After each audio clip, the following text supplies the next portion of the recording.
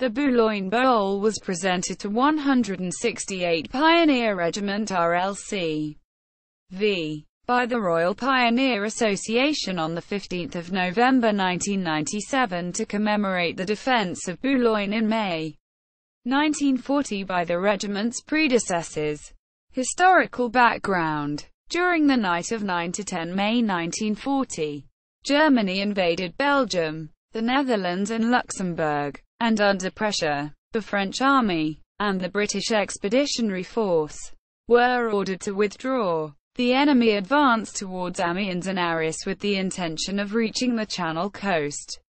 On the night of 20 May the German army reached the sea at Abbeville, having traversed and cut the communications of the northern armies. All forward elements of the British Expeditionary Force were held in a vast pocket from which there was no escape other than by sea. In that pocket was 5 Group commanded by Lieutenant Colonel D.J. Dean VCTD, which included 68 Company under the command of Major S.H. Winterbottom MC. During the third week of May, the encircled British forces began the retirement to the Channel ports of Dunkirk, Calais and Boulogne. 5 Group were ordered to Boulogne. Boulogne had been used only as a port and no British garrison was stationed there, although there was in the town a considerable number of French and Belgian troops, most of whom were untrained recruits. When 5 Group, now numbering about 1,500 all ranks, arrived in Wimereux, the Pioneers became the largest British force in the area, and Colonel Dean reported to Brigadier Fox Pitt for instructions. The action. 2 battalions of the 20th Guard Brigade, the 2nd Irish Guards. Report on the operations of 2nd Battalion Irish Guards in the Boulogne area from Tuesday 21 May 1940 to Thursday 23 May 1940. And the 2nd Welsh Guards under the command of Brigadier W. Fox Pitt had arrived from England with orders to hold Boulogne to last the man and the last round.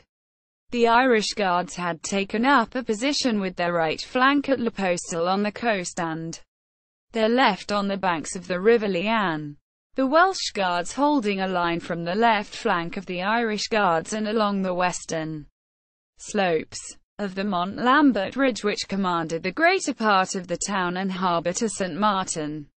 The 2 battalions covered a 6-mile front and were, therefore, thin on the ground. Brigadier Fox Pitt asked for 150 pioneers to be sent to reinforce the Welsh Guards.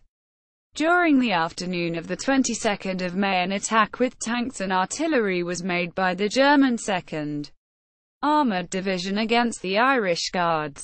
This was repulsed. As darkness fell, a further attack was made on the front held by the Welsh Guards. Again the enemy was repulsed, and it became apparent that he was feeling for a weak spot in the defence. Colonel Dean withdrew 5 Group into Boulogne and, on instructions from Brigadier Fox Pitt, took up a position covering the area from the Welsh Guards' left flank at St. Martin to the coast at the Casino. This movement being completed by the early hours of the morning of 23 May. Road blocks were constructed from the deserted lorries and cars, reinforced by furniture and materials from bombed houses. Scarcely had 5 Group taken its place in the line when a further German attack was made on the Pioneer front. After some heavy fighting, the enemy again withdrew, though this was followed by a more resolute attack against more of the Pioneer roadblocks.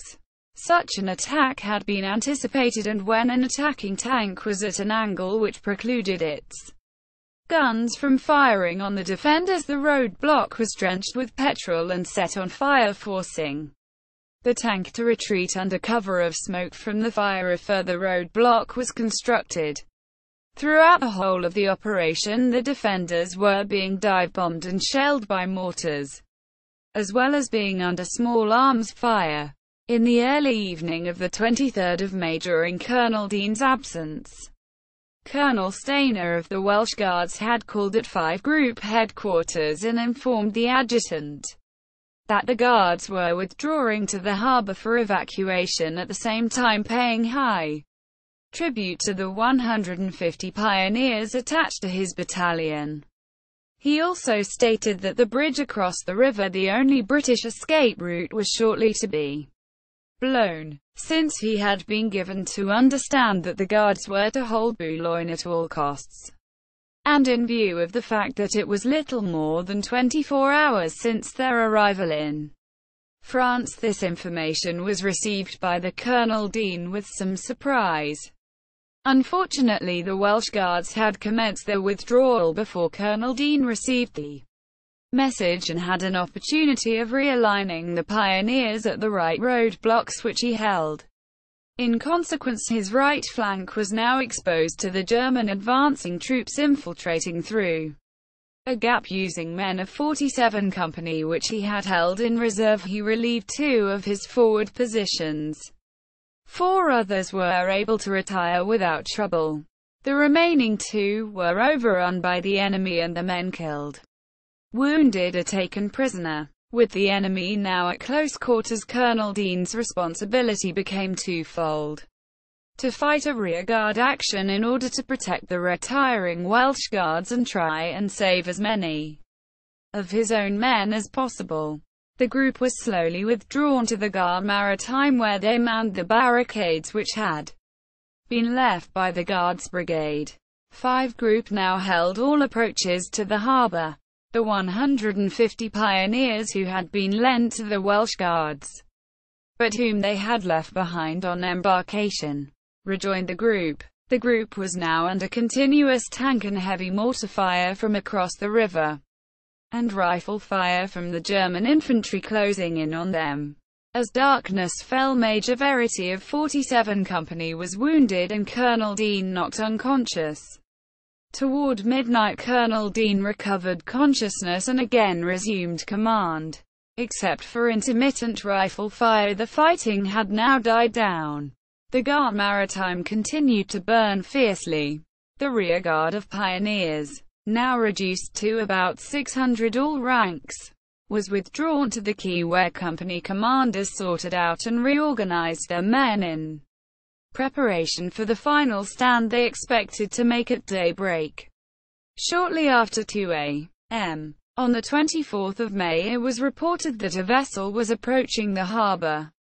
In the hope that it was a British ship, Colonel Dean signalled it with his torch, upon which HMS Vimeria backed slowly into the end of the mole in the eerie silence which lay upon the town. Rounding up the many stragglers from other regiments in the area, Colonel Dean got them on board, and finally 5 group embarked soon after 3 a.m. After fighting alone for 6 hours, with 1,400 men on board, the Vimeria sailed for England, the last ship to leave the port before it finally fell into German hands, and all organized resistance in Boulogne came to an end.